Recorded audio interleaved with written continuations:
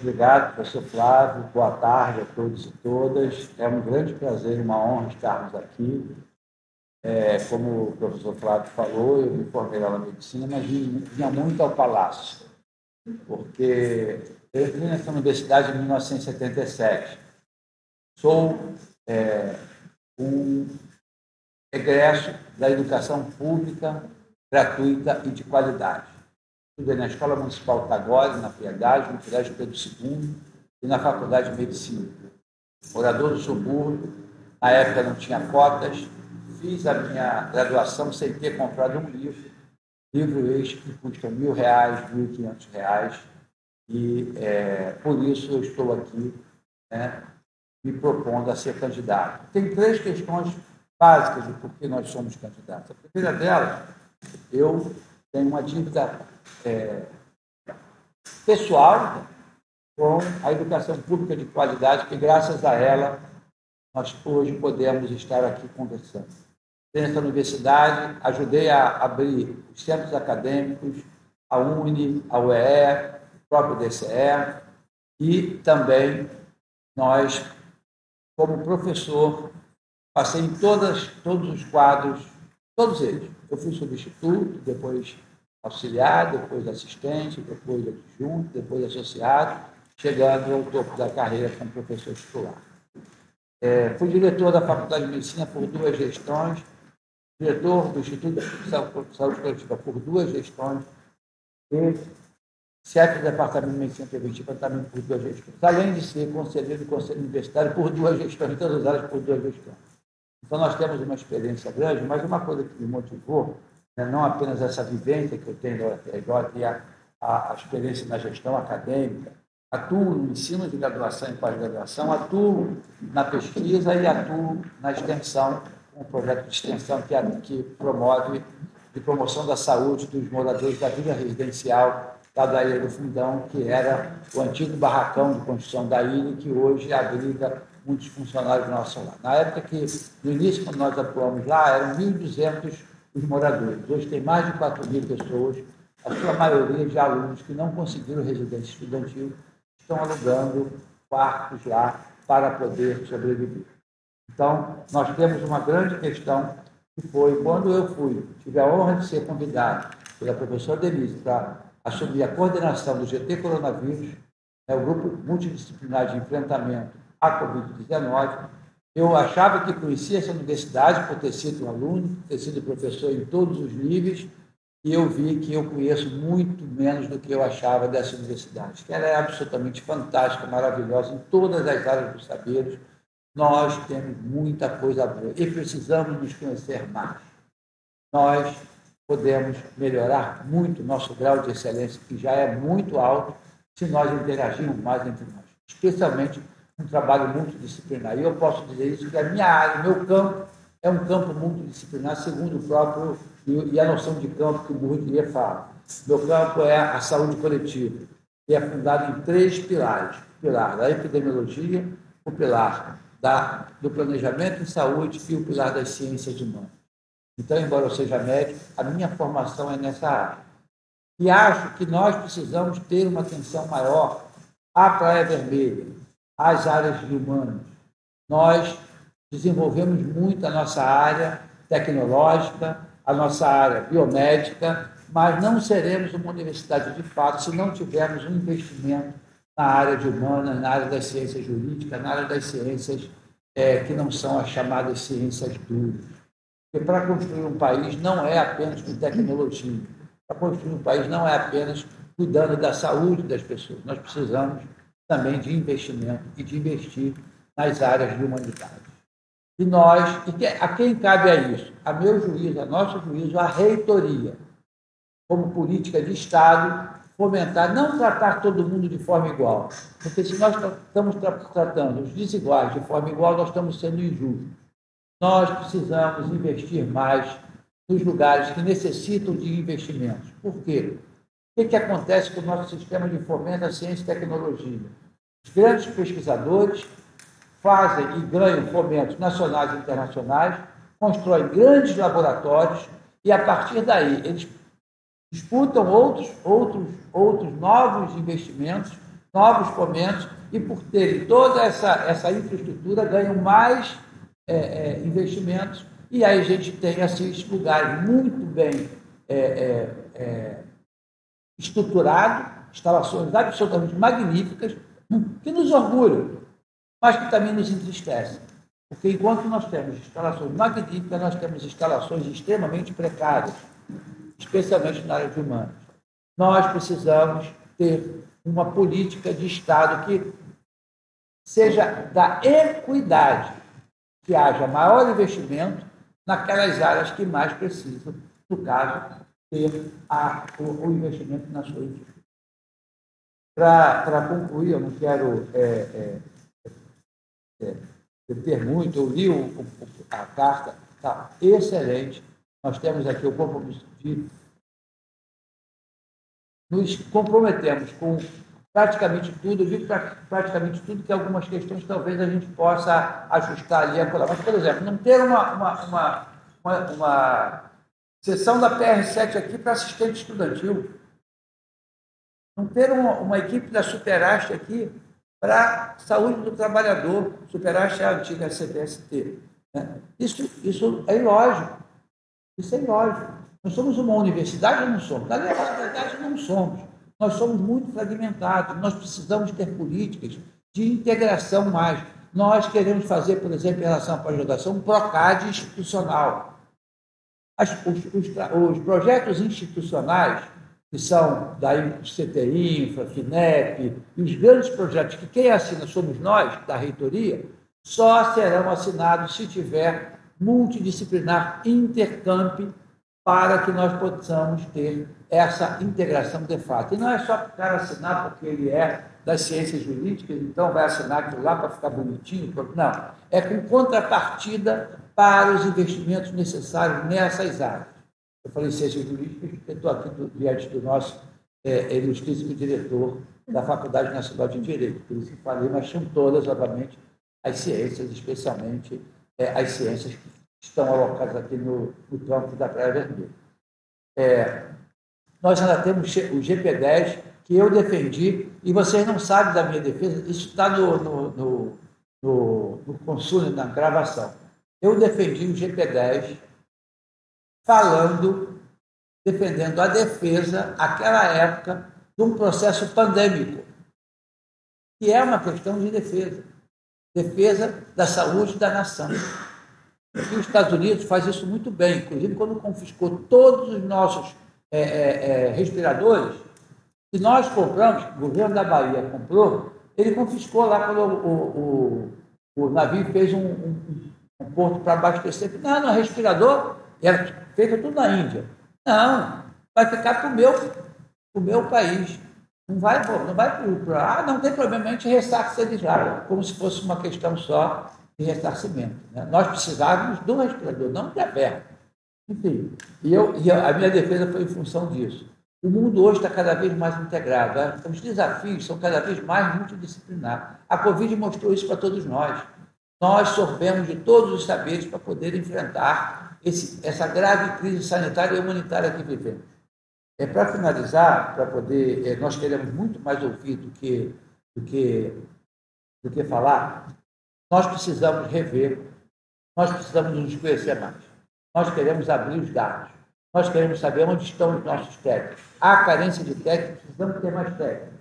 Mas há setores que têm mais carentes do que outros. E há setores, infelizmente, felizmente para eles, mas infelizmente para o UFRJ, que há uma certa pletora. Nós vamos abrir essa caixa preta.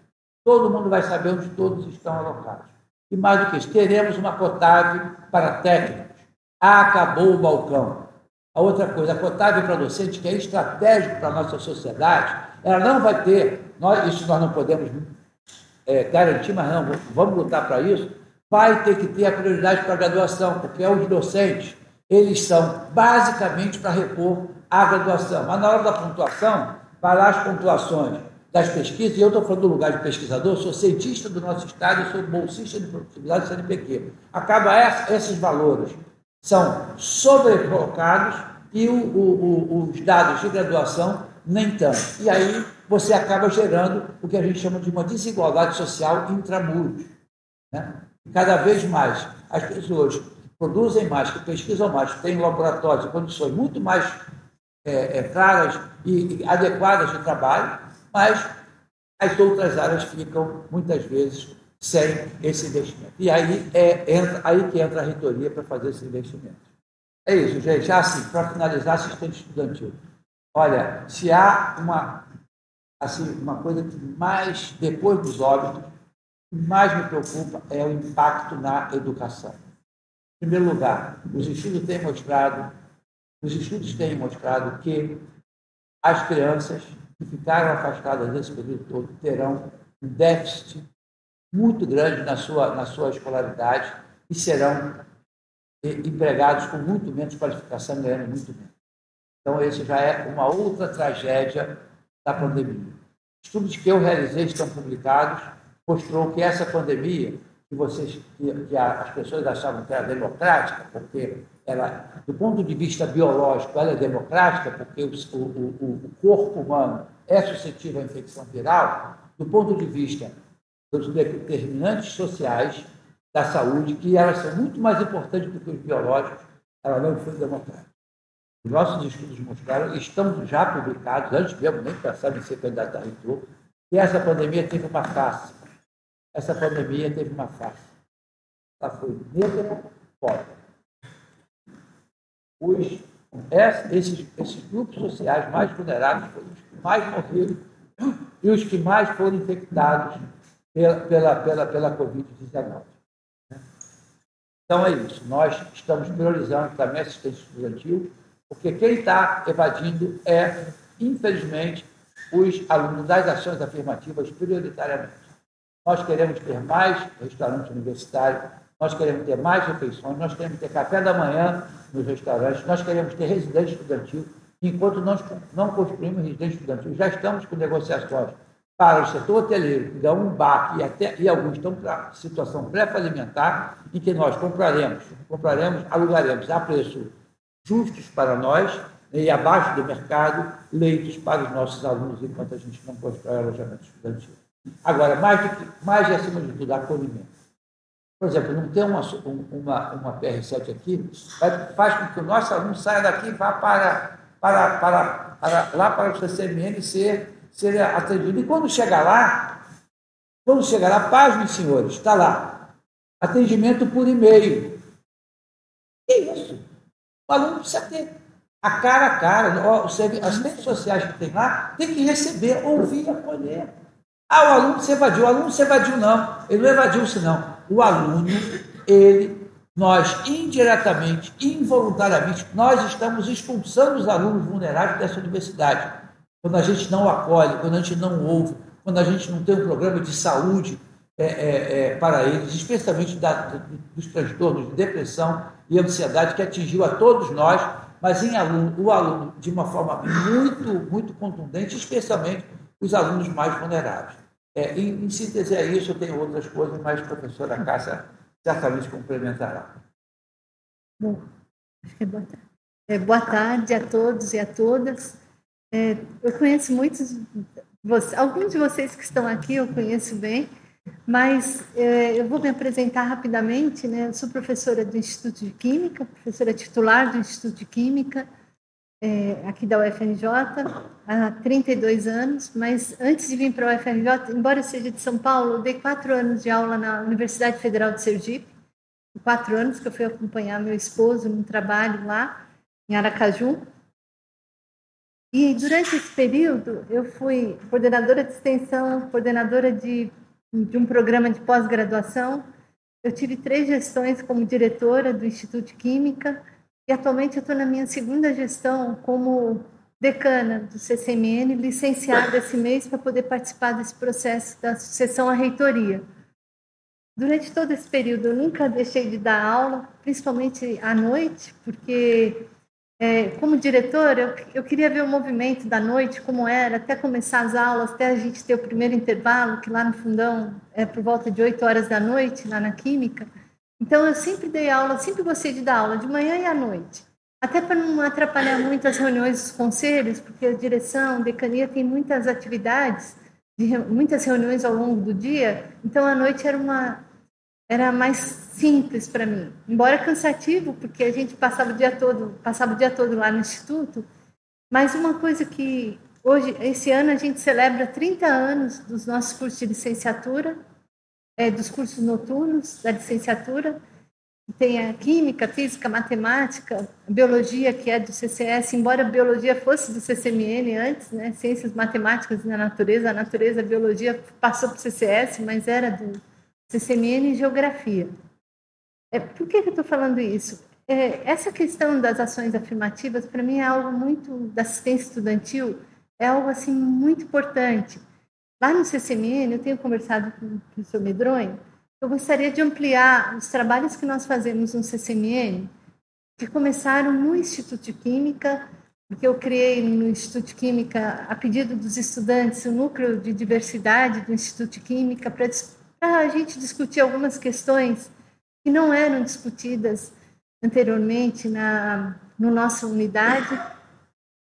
E criei também o projeto Psique, brincando um pouquinho com a sigla do Instituto de Química, porque foi uma época em que eu comecei a perceber que os alunos tinham problemas de saúde mental. Não só os alunos, servidores também, mas muitos estudantes, principalmente os estudantes dos cursos noturnos. Então, no CCMN, como decana, eu comecei a minha gestão junto com o professor Cabral, que foi de CEPEG muitos anos, Fabinho conhece bem. Nós começamos a questão na decania, o primeiro mandato em 2018, em julho de 2018, e nós implementamos lá um projeto de atendimento psicológico aos estudantes.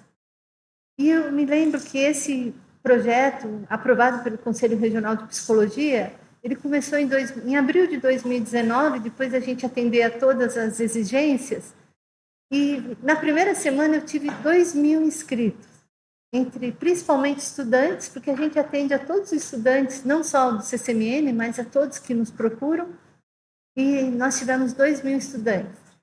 E aí, os psicólogos ficaram desesperados, eram 3 psicólogos voluntários, eles resolveram fazer reuniões com alguns alunos, e eles um dia me procuraram e falaram para mim, professora Cássia, tem cerca de 1.000 estudantes aí que o problema não é problema de depressão, ansiedade, mas é de orientação acadêmica.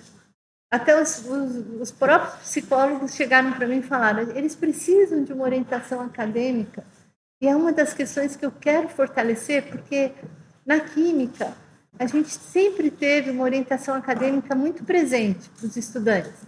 Eu mesmo cheguei a orientar 10 alunos e era assim um trabalho bem grande, porque tinha que conversar com cada um, decidir o que era melhor ele cursar. Então, isso é algo que eu tenho que fortalecer, porque eu tenho essa dificuldade no CCMN, porque a gente tem o curso do Bacharelado em Ciências Matemáticas e da Terra, que recebe 280 estudantes por ano, 140 e 140. É muito difícil conseguir orientação acadêmica, principalmente agora, depois da pandemia. A gente até está conversando para fazer uma orientação acadêmica conjunta, principalmente para passar as principais observações. Mas lá no CCMN, a gente sabe que o professor falou que procura o CCMN, não, a PR7 fica lá, né? Não, mas tem, porque ele falou procura o CCMN para atendimento por e-mail. É a PR7. Porque o nosso a gente atende direto, os estudantes. Não, é porque está lá. É que a PR7 está no CCMN, entendeu? Não, é porque a gente tem um atendimento do CCMN, e não é que a gente está competindo, é porque não dá conta. O número de estudantes que nós temos é muito grande. Então, a gente tem um atendimento psicológico, fisioterapia. Essa semana mesmo, a nossa fisioterapeuta, ela é especialista em respiratório, né, problemas respiratórios. Ela atendeu em 2021, ela fez 1.700 atendimentos por causa da pandemia. E, lógico, durante a pandemia eles foram remotos. Mas agora a gente estava tendo os projetos lá de heteroidentificação. Ela atendeu cerca de 4 alunos que estavam passando mal, porque vêm de longe, não encontra, às vezes, nenhum tipo de apoio.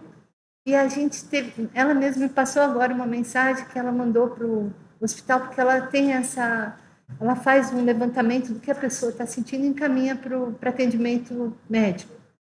Então, a gente tem, além do atendimento psicológico e fisioterapia, a gente incluiu programas de yoga, pilates, meditação, disciplina de meditação eletiva livre, e vai começar uma turma agora aqui na Praia Vermelha, o professor Tiago Sanches, é uma disciplina eletiva de escolha livre, de 2 créditos, e o professor Tiago, que eu convidei, ele é da medicina, mas está aqui no IPUB, ele gostou tanto da ideia que começou aqui na Praia Vermelha, vai começar para os nossos alunos segunda-feira, das 2 às 4. Lá no CCMN é quinta-feira, das 15 às 17 horas.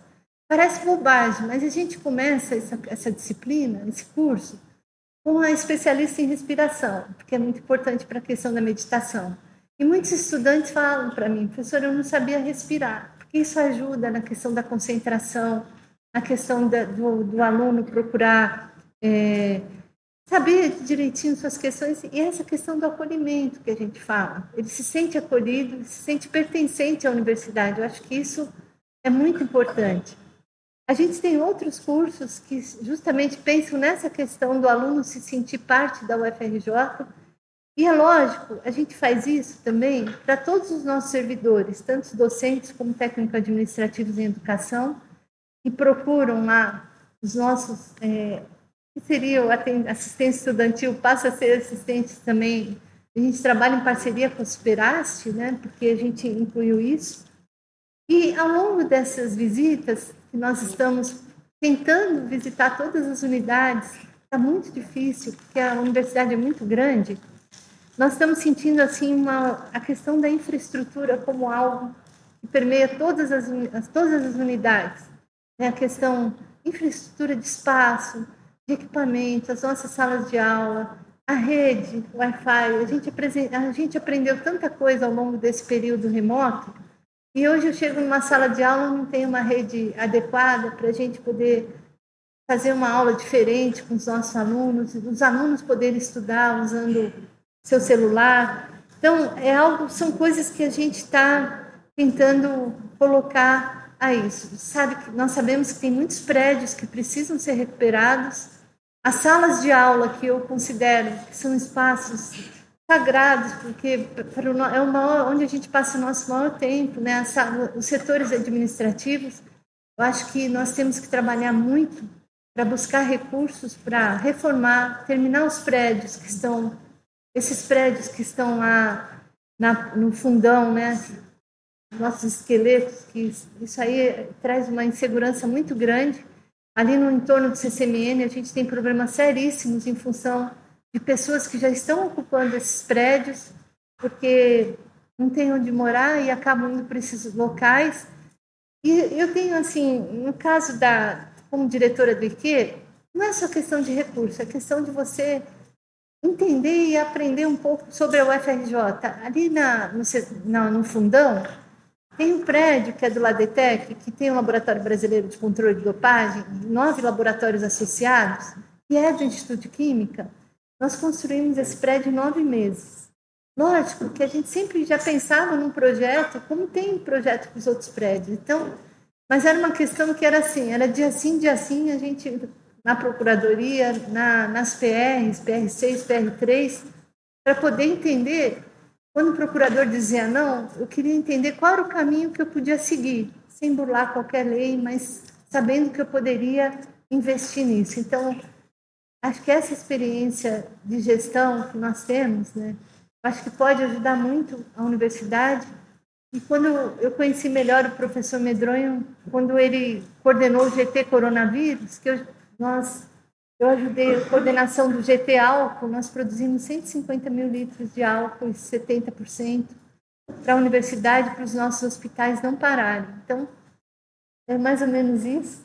Queria agradecer o convite do professor Flávio para estar aqui hoje com vocês e ouvir um pouquinho de vocês. Obrigada. Obrigado, Márcia. Obrigado, Medronho. Nós não chegamos a completar os 25 minutos, então nós temos aqui tranquilamente 20 e poucos minutos, talvez 20, para deixarmos também alguns minutos para eles fazerem alguma consideração final. Eu gostaria de perguntar se algum conselheiro, alguma conselheira teve alguma dúvida, alguma questão que quisesse apresentar. Fábio, depois Sandra.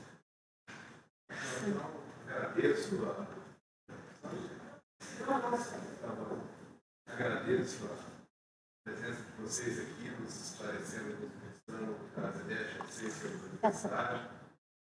Fiquei muito feliz do que eu senti a questão da empatia, da necessidade do acolhimento em relação ao corpo social como algo que vocês trazem como uma contribuição.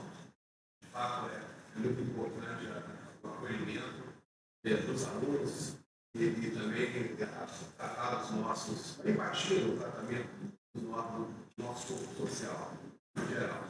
Eu tive algumas oportunidades, acho que eu já falei isso, mas eu vou trazer de novo uma preocupação também, por conta de uma distorção que existe. Vou contar mais aqui a Leonora não está mais aqui. Cadê atrás? Cadê atrás? Uma questão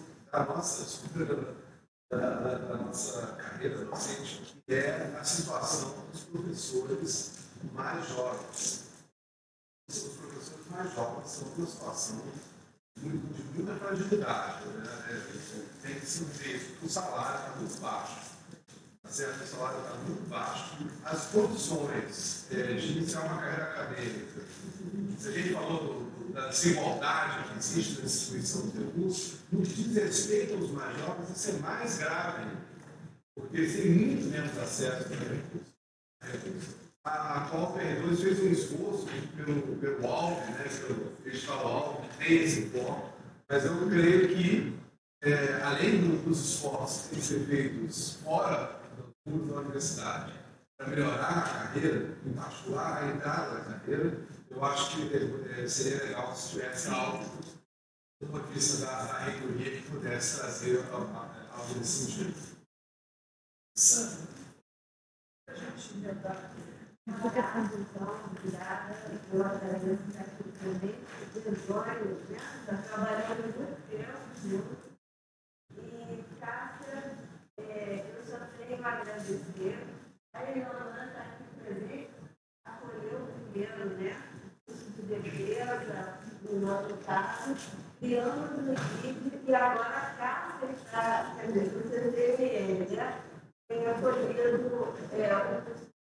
Então, a minha questão vem dessa dimensão. Não esqueçam desse segmento do INID que está literalmente desaplicado. Se não fosse a Caixa, estaríamos literalmente sem tempo. Então, não esquecer de pedir a Caixa que ela também fale sobre comissão que trabalha na CETEC, né? Na Comissão de Ética, de Integridade e Pesquisa. Ela não falou, mas ela é super atuante na integridade e pesquisa. Eu acho que é outra questão que a gente vai precisar. Tem muita atenção agora com esses chats, né? Principalmente o DPT e outros sistemas de inteligência artificial. Então, é isso. Muito obrigada.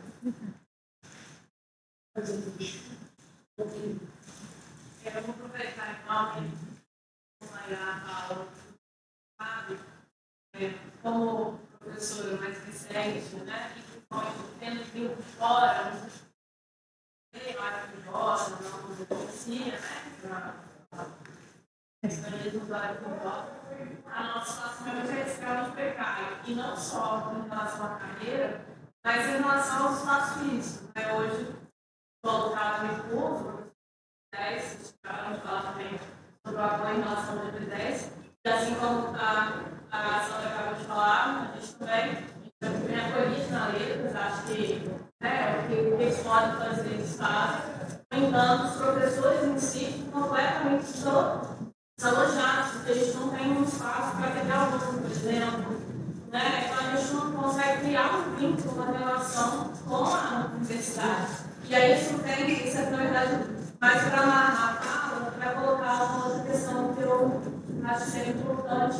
Vocês pensarem em alguma coisa, né? Então, não tem, vocês falam que é bom para falar, mas é em relação à gestão de pessoas, mesmo com esse olhar para os docentes. Né? Não é só os técnicos que tem essa necessidade de um acolhimento da adequado. A gente tem muitas questões relacionadas a CPPD, não saber como fazer progressões, muitas pessoas têm medo de né, enfim, sendo pego de surpresa com algumas coisas, algumas demandas, aí através de questões da Procuradoria. Então, eu, como professora, eu curso gestão pública, dando aula de gestão de pessoas, da especialização, eu vejo como falta um olhar para essa questão da gestão de competências mesmo, não só atrelando desenvolvimento da carreira, espaço físico, mas também esse acolhimento social mesmo da instituição. Obrigado, Antônio. Depois eu passo a palavra para eles e a gente faz uma decisão. No caso, princípios de pedras criativas, épocas, essa época de minério, eu tenho algumas pessoas que, de certa forma, eu ficaria sendo contemplado pela professora do público. E, obviamente, quem conhece um pouquinho da minha trajetória na universidade sabe que eu apreço pelas sessões de assistência estudantil. Já que eu fui convidado à época pelo PERI para estruturar a antiga Supereste atual PR7. E desde então eu tenho pensado sobre estudos sobre as questões da assistência estudantil e das questões de evasão, permanência e detenção para a permanência. E sempre que na PPJ nós falamos sobre a questão estudantil, quase que automaticamente nós associamos o problema da evasão à assistência estudantil e eu preciso pontuar que não há uma correlação direta entre evasão e alunos cotistas ou alunos da assistência estudantil. Isso não vale para todos os cursos. E em vários cursos, a evasão é maior entre não cotistas, entre não beneficiados da assistência, do que entre alunos carentes. Por que eu estou dizendo isso? Porque existe uma questão da retenção. A retenção, sim, é mais frequente nos alunos de baixa renda. Retenção. Por que eu estou colocando isso? Porque tem uma parte da evasão, quando a gente olha sempre para a questão da assistência do aluno carenciado como potencial evadido, nós envolvemos uma parcela significativa de evasão que diz respeito a uma opção do aluno em evadir. Temos uma quantidade razoável de alunos que saem da UFRJ e querem. E por que querem? Porque muitas vezes as salas de aula são porque um aluno da Praia Vermelha que tem aula naquele horário,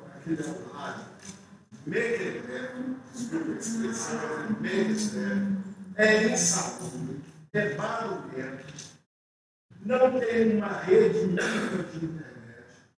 Entre uma aula e outra, o professor monta data show, monta computador, terminou a aula, o professor desmonta data show, desmonta computador, o que chega em seguida remonta o computador, remonta data show. Isso é uma vergonha. E isso vem na Praia Vermelha se repetindo pelo menos pelas 3 últimas gestões. Nós temos um aulado que, na verdade, é uma improvisação mal feita de constantes herdados das Olimpíadas, porque senão nem isso teríamos, que não são adequados para a sala de aula. Minimamente adequados. Porque sequer tem cabeamento de internet. Em pleno ano de 2021, aquela que se diz a melhor universidade pública federal do país. Então, tem uma parcela de alunos que evade porque a UFRJ não lhes corresponde minimamente em termos de infraestrutura.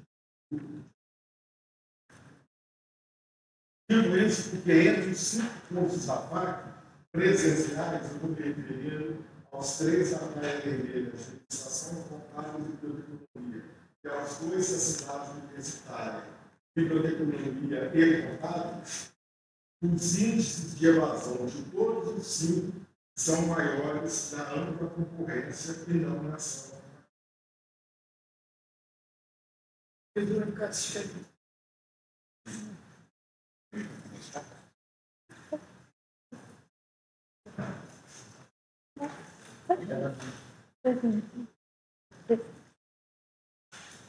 Bom, então, vou começar aqui. A professora Cássia tem outros complementos. São as jovens docentes. Eu fui um jovem docente. Como eu disse, eu comecei com estudo, depois auxiliar. E nós tínhamos, primeiro, um acolhimento muito legal, e tinha quase que um enxoval. Era para um edital, né, que era feito no edital, não tinha para todo mundo, mas a maioria ganhava. Graças a isso, eu montei meu laboratóriozinho, que tinha um computador, uma impressora e um scanner. Né? Não foi um edital ganho na FAPER, no CNPq, mas ali começou e dali você vai, né, se desenvolvendo. Então, isso é fundamental. Nós precisamos ter isso institucionalmente. Sandra, o IRID, eu que fui o relator do curso de Relações Internacionais no Consumo. E o projeto pedagógico fantástico, uma proposta revolucionária, uma equipe de altíssimo nível. Inclusive, a minha filha fez RI. Eu quis muito que ela fizesse RI aqui na UFRJ. Né? Ela acabou indo para a PUC, mas depois eu mesmo achei que ela acabou agindo bem, embora com muita dificuldade a gente pagou, teve alguns descontos lá, mas um curso com aquele projeto pedagógico, um corpo docente que tinha, não ter um espaço físico, até no subsolo do CCS teve aula, não sei se você lembra disso. Gente, isso é uma maluquice. Né? Criamos isso com o Reúne, porque éramos para ter espaços, né, grandes para abrigar esses cursos novos. E o Reúne deixou um monte de esqueleto por aí que nós não conseguimos concluir esses equipamentos. Temos lá o paleteiro, que a professora Casa apontou lá em frente à reitoria, né, que são como é que chama? Pilotis que não evoluíram. Né? E alguns, como, por exemplo, aquele lá ao lado do CCMN, viraram residência de pessoas usuárias de drogas e população de rua, de vulnerabilidade. Né? Então, a gente precisa ver isso. Nós temos um déficit muito grande, porque a contrapartida foi, vai aumentar as vagas, isso foi maravilhoso no Reúne. Nós vamos ter, em contrapartida, o governo federal vai dar os recursos para os investimentos necessários, e a UFRJ foi uma das poucas universidades que não conseguiu erigir os prédios do qual ganhou dinheiro. Teve prédios, para vocês terem ideia, que para ficar onde está gastou-se 20 milhões. E hoje não sabemos se ele é viável ou se ele vai ter que ser derrubado.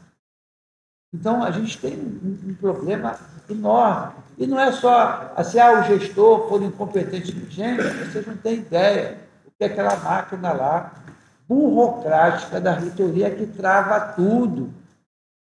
Nós temos lá uma verba do presidente do Senado, né, para reformular o histórico prédio do Senado, o Senado não é nem só da República, está na FND, e que há um ano não consegue dar nem o projeto executivo básico. Né? Está pronto, porque o presidente do Senado deu a verba, 10 milhões de reais, que não tem como. Porque o UFRJ, o procurador, a PR6, o processo. Isso não pode, gente. Eu não quero um procurador que vai me dizer o que não pode fazer. Porque o que não pode fazer eu já sei. Eu quero um procurador que me diga qual é o caminho que eu devo seguir, que a ciência jurídica, eu estou aqui diante de grandes professores da área de direito, a ciência jurídica não é uma ciência exata. Né? Não é uma ciência exata. Então, nós temos aqui interpretações que precisam ser. Qual é a interpretação que nos favorece? Essa, ela não é ilegal, ela não é imoral, não é antiética. Então, vamos seguir essa, porque nós precisamos dar conta de resolver esses problemas. professora Valquíria, né? Professora Valquíria. E aí temos esses problemas dos espaços físicos. Para as salas de aula são inadequados e não existem espaços físicos para os docentes. A gente passa aqui nas salas, eu fico impressionado. São assim, salinhas pequenininhas e tem assim, trocentos professores. É totalmente inadequado. Como é que pode, sabe, tantos corpos, né, além tantos corpos ocuparem o mesmo lugar no espaço? Não cabe, não dá. Nós precisamos ter essa atenção para as nossas infraestruturas. E já estamos pensando em algumas propostas.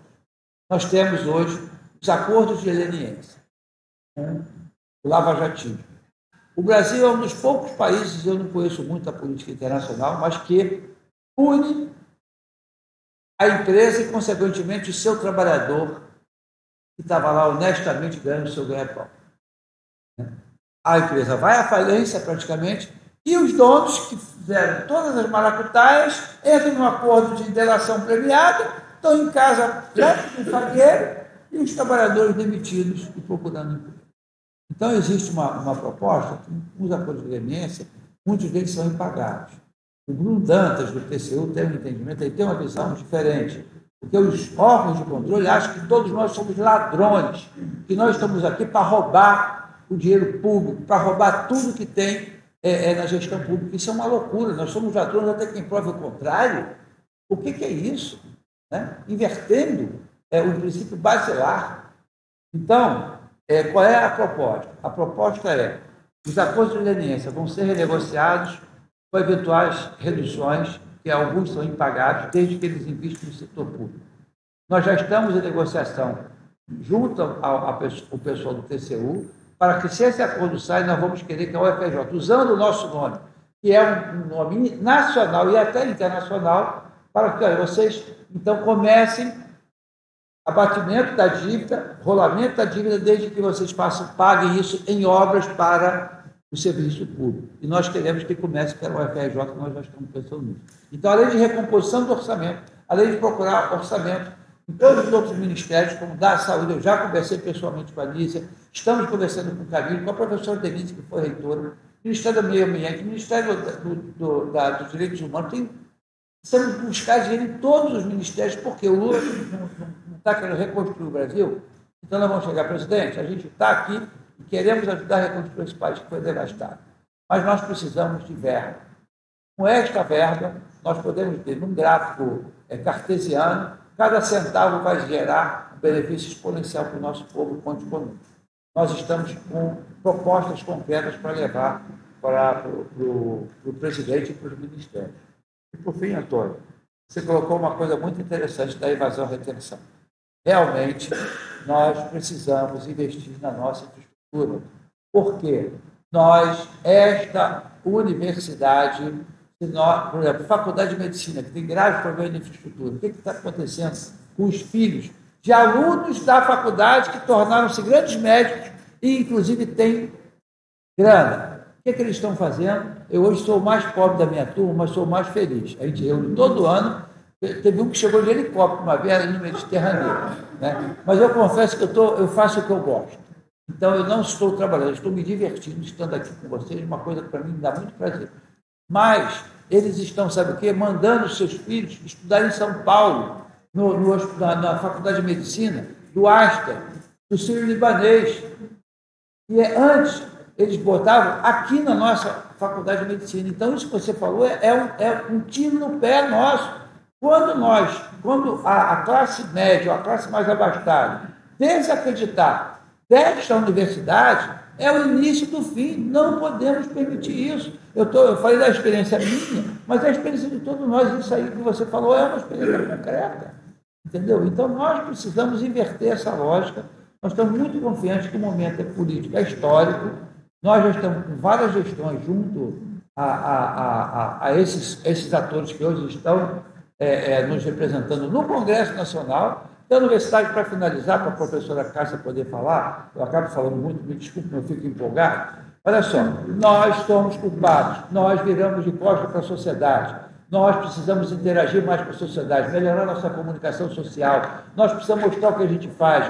Nós precisamos mostrar que a ciência salva vidas. Nós precisamos mostrar o quão importante é a ciência para a sociedade, o quão importante é ter uma universidade desse porte, porque senão nós poderemos sucumbir. Não sucumbiremos, mas sem o apoio da sociedade, sem o apoio do poder legislativo, também temos preconceito de conversar com o senador, com o deputado. Não temos que ter preconceito, porque a gente tem um olhar muito para o nosso umbigo. Acabou. Se nós continuarmos olhando para o nosso umbigo, nós poderemos sofrer cada vez mais essa desimportância que alguns nos dão e que nós precisamos resgatar.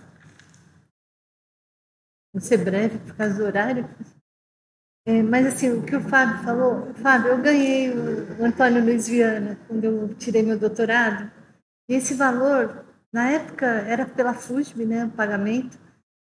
Me ajudou demais, porque era um valor pequeno, mas que deu para eu comprar as coisas básicas para eu iniciar meu trabalho de pesquisa. Eu não sei se você conhece, Valquíria, mas esse... Então, porque eu tinha pouco espaço, a gente começou a reestruturar os espaços lá no Instituto de Química justamente por isso. Tinham laboratórios que eram muito grandes, né, de professores antigos, os professores jovens não tinham espaço.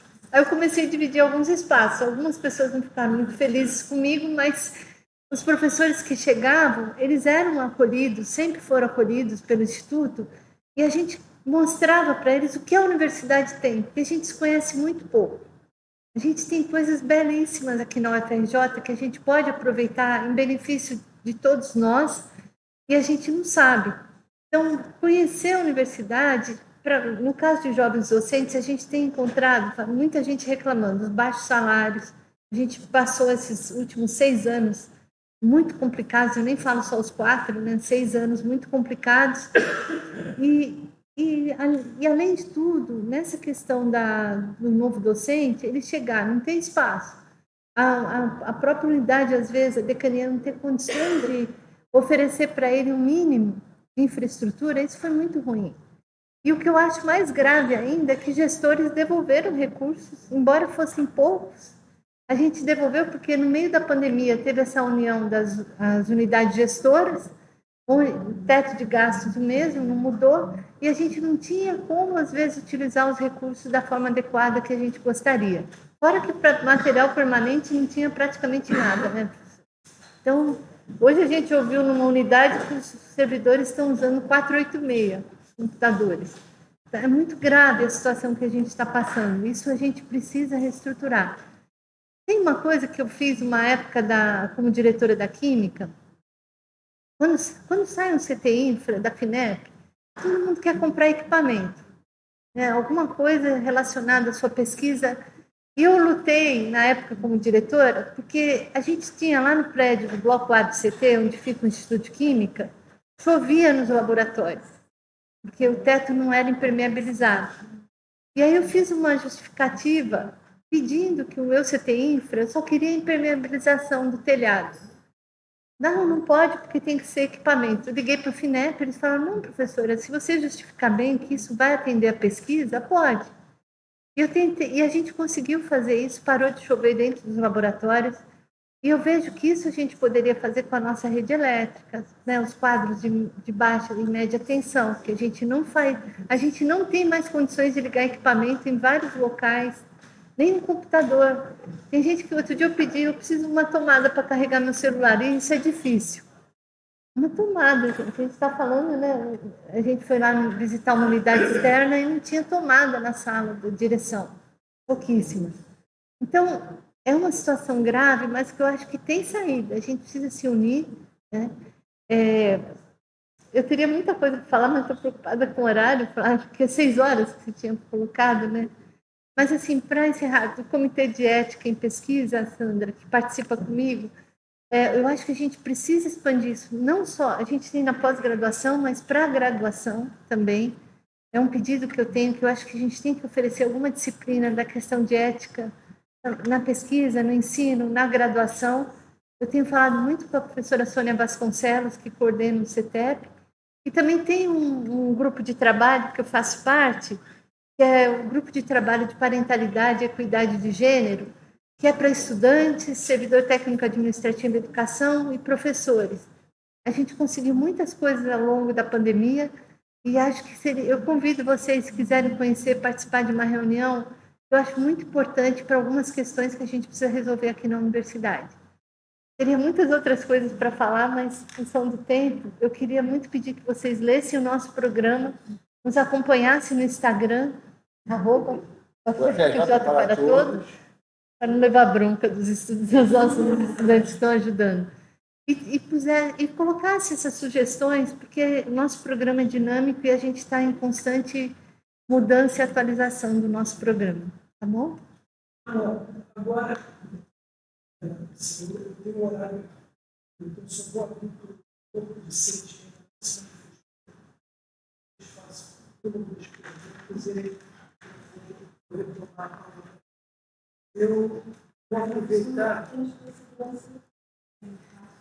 Da segurança. Eu vou aproveitar e vou reforçar o que a Cássia também mencionou. Acho que é importante que nós acessemos as redes sociais para que possamos conhecer o programa, o plano de trabalho, até para que aí a gente possa interagir com a chapa, seja essa, seja outra. Acho que isso também é importante para eles. Então, como o professor Flávio disse, a apresentação de sede, falando do direito. A gente tem algumas pautas, uma pauta importantíssima na faculdade, que é a questão do bandejão. A gente tem um bandejão hoje no centro, que fica no edifício, que foi inaugurado em 2017, mas, assim, para quem conhece a região do centro, da FNB até o edifício, é uma coisa de 15 a 20 minutos andando, e, assim, durante o almoço, até passa, ainda dá para a gente ir, dá para ser frequentado no bandejão do gente. Porém, na hora da janta, que é a principal questão, o centro ele é muito perigoso por si só. Então, a partir do momento que se toca alunos da FND, que se tem risco, querendo ou não, o centro tem uma estatística muito grande, tem aproximadamente um pouco mais de 3 mil alunos na faculdade. Então, assim, é importante trazer isso para cá. Principalmente porque é uma pauta na FND, os alunos pedem um bandejão mais próximo da nossa faculdade. A minha segunda pergunta, boa tarde, professora, é bem objetiva sobre a gestão anterior da reitoria tinha uma visão muito dogmática do que era a extensão de fato. Lá na FND, por exemplo, a gente tem uma IPJ, que é um grupo de prática crítica, que é um componente obrigatório no nosso currículo a partir do 7º período, e a gente costumava passar um pouco do sufoco para que isso fosse contabilizado como hora de extensão. Acho que eu queria saber, objetivamente, como essa reitoria veio um pouco esse papel da extensão, acho que a prestação de serviço para fora da universidade, para a comunidade da FND, por exemplo, precisa muito desse atendimento, mas também trabalha os alunos, como eu disse, é um componente obrigatório para a nossa graduação. Agora, eu vou falar, se quiserem responder ao final das considerações finais, porque nós ainda temos aqui 10 minutos, então, para...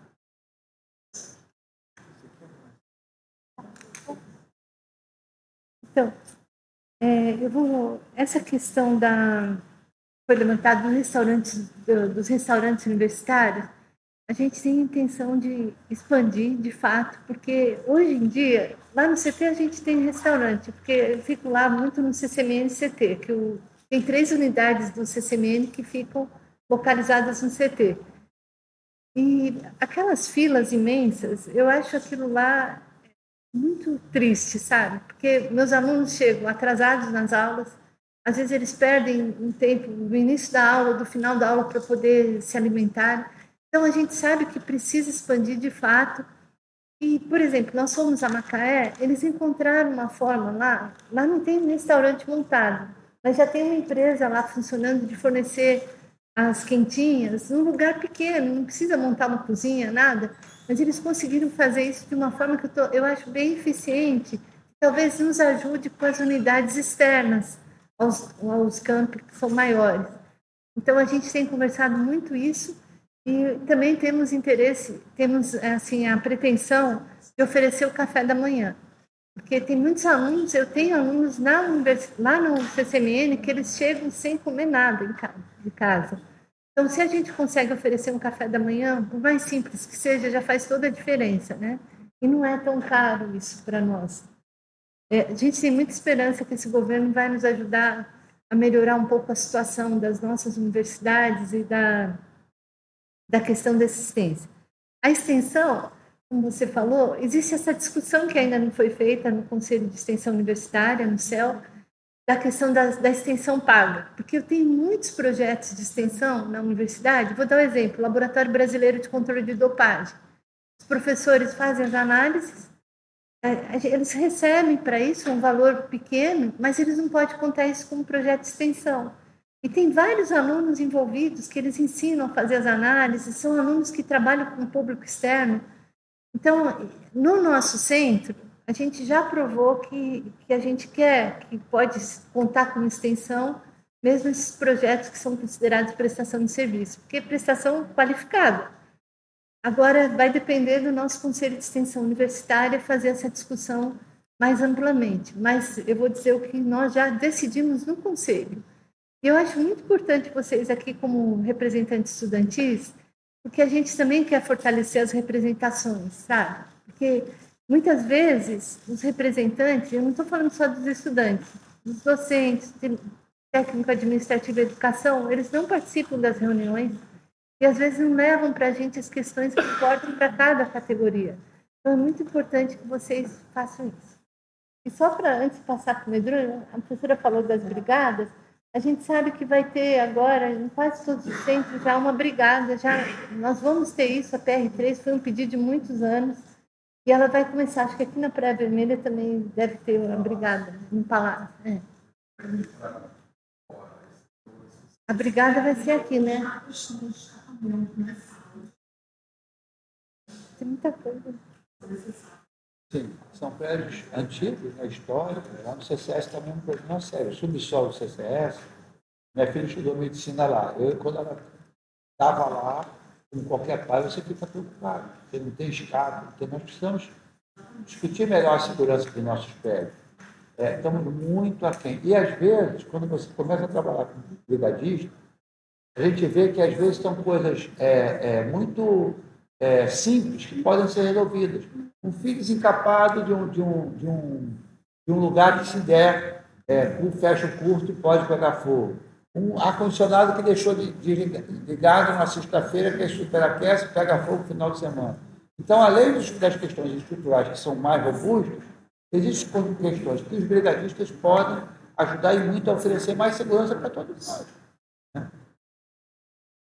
Bom, nós consideramos que ações de extensão nós fazemos com muita excelência e não apenas aquelas gratuitas que deveriam ser computadas como ações de extensão.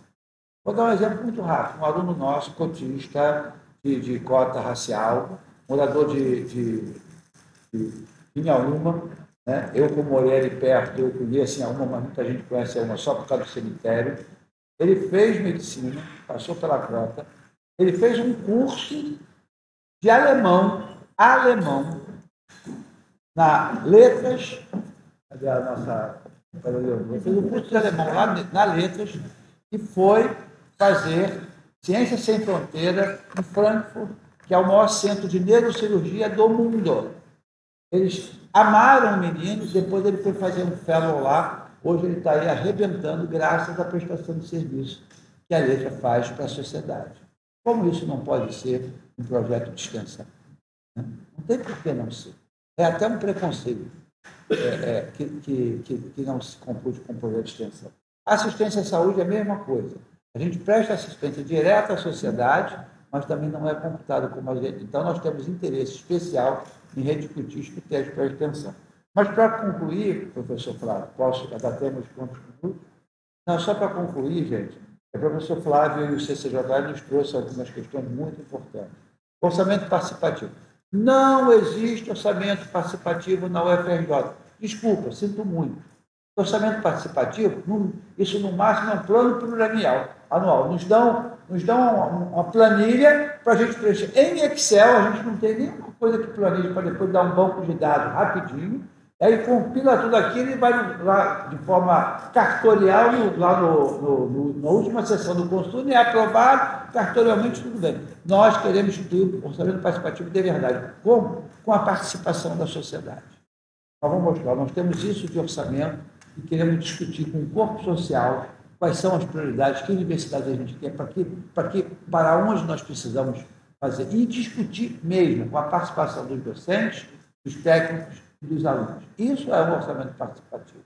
Não é esse que a gente está praticando. E nós temos experiências muito grandes em várias prefeituras que adotaram isso com um sucesso esplendoroso.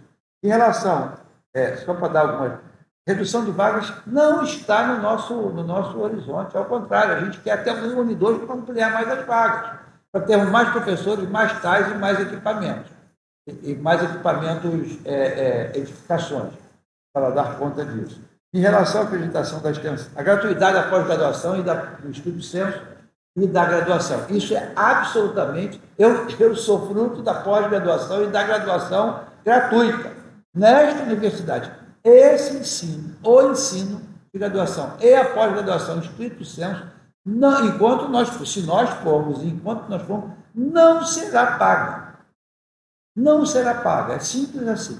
Em relação à acreditação de extensão, nós temos uma experiência grande na medicina, a professora Cátia também, podemos depois conversar melhor. As bolsas, precisamos ampliar as bolsas, gente. Não é só bolsa permanência. Nós precisamos dos nossos alunos de ações afirmativas. Não sei se muita gente não sabe, tem o PIBIC, a AF, é o PIBIC de ações afirmativas. E nós damos isso, porque a UFRJ tem que ter contrapartida. Com o aumento do nosso orçamento, nós vamos ampliar esse PIBIC. Nós queremos também que os alunos de ações afirmativas virem cientistas. Aliás, nós não queremos formar técnicos, nós queremos formar cidadãos, antes e acima de tudo. Cidadãos que transformam aquela realidade. Então, ele entrando aqui, ele não sendo retido, ele não evadiu. O aluno evadiu-se. Não evadiu-se, não. O aluno, nós, indiretamente, queiramos ou não, desculpem dizer, nós precisamos fazer autocrítica. Ele vai embora porque nós damos muito poucas condições para que eles fiquem aqui. Eles não vão embora porque querem. Quando ele evadiu-se, ele quis evadir.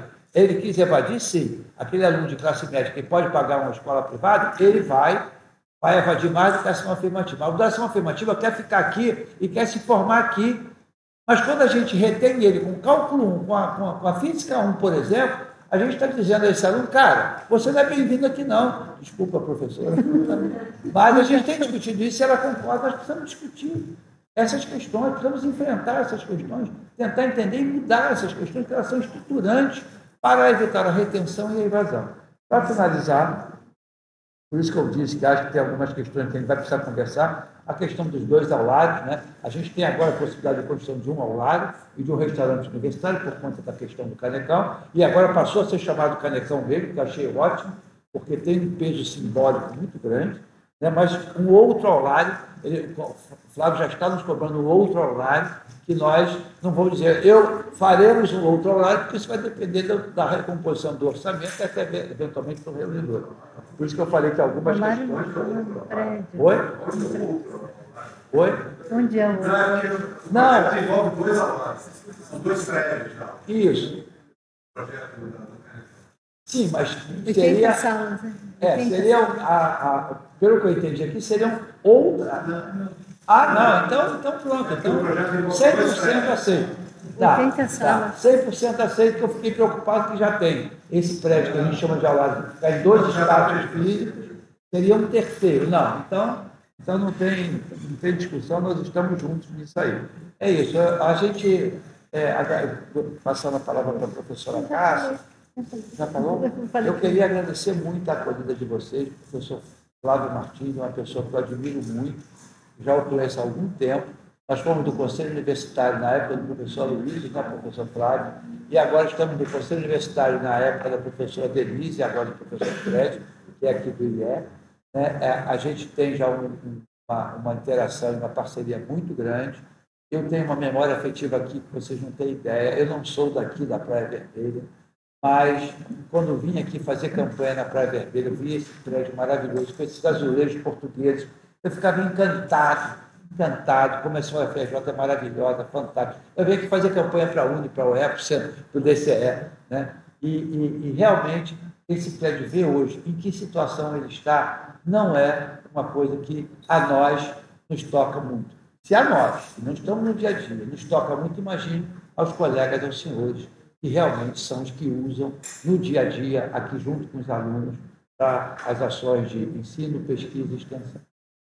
Nós pedimos, obviamente, o apoio de vocês na Chapa 10, mas, por favor, também curtam lá, @UFRJ para todos, porque os meninos estão nos ajudando na campanha e vivem dando bronca. Eu estou aprendendo a usar o Instagram com a minha filha, que é residente lá da pediatria, porque eu também, meu Instagram eu nunca usei, nunca... Né? Então, até isso nós estamos aprendendo. Para finalizar, nós estamos entrando nessa campanha e vou dizer aos senhores, nós estamos saindo muito melhor do que entramos. Interagir com os senhores, conversar com essa diversidade, com essa fantástica fábrica de conhecimento, de produção de ideias, desse ser vivo, né? desse organismo vivo que é a universidade, nos dá muita garra para lutar cada vez mais pela nossa querida UFRJ. Muito obrigado.